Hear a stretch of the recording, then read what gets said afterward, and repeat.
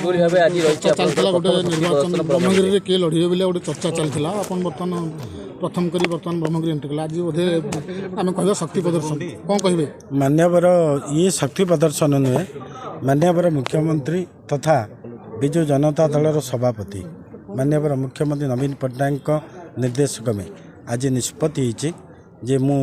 ब्रह्मगिरी लड़ाई एवं एठी जे पूर्वतन विधायक बड़ भाई संजय भाई सी सत्यवादी लड़े एवं मु ब्रह्मगिरी आज प्रथम थर पर आसी अतीत भी आसी एवं आज आपण मैंने देखुते किभली भाव में अद्भुतपूर्व समर्थन मते समते पाछोटिकी आनी एवं यही आज दिन प्रमाणित होची ब्रह्मगिरी रे जो शक्ति वृद्धि पाई से शक्ति संपूर्ण रूप से परिणत हो हठात एभली परिवर्तन कौन यहाँ दलर निर्वाचन स्ट्राटेजी ना नहीं कौन माने मु गोटे कथा कही सबू मीडिया को कही नेता घर मुरबी नवीन पट्टनायक जो निष्पत्ति से निष्पत्ति की आम मानवा हूँ आमर सबुठ बड़ कथा कारण जी ये ओडिशार विकास को भारत वर्ष रे 1 नंबर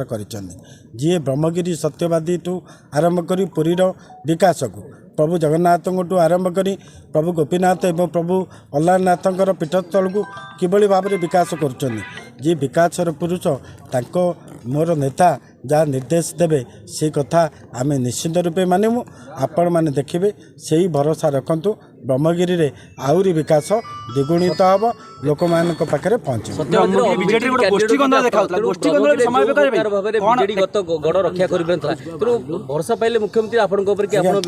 मु गोटे कथा जानी मो लड़ाई भितर जन्म नहीं माटी तलू मु आसी तेणु मु कौन शक्ति की जीवन में केवे डरी ना तेणु आज मु कहूँ ब्रह्मगिरी माटी रे निश्चित रूपे आम विजय हम मान्यवर मुख्यमंत्री आपण टिके अपेक्षा करंतु कारण आपण माने देखिचंती तीन थर जिला परिषद मु स्वाधीन भी जीति विधायक भी मु स्वाधीन जीति मते मोर आज हूँ आगमन एवं मते किछि समय दिंतु उमा सामंतराय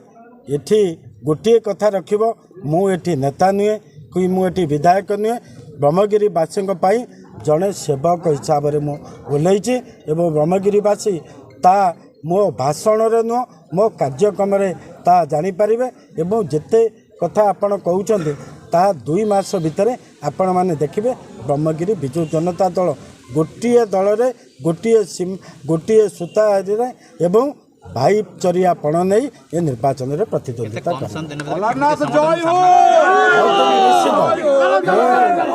जीवन में केवे निर्वाचन में शोई ना तेणु आज भी मुझे कथा रखुची मु जन असुस्थ व्यक्ति हेले भी लोक मान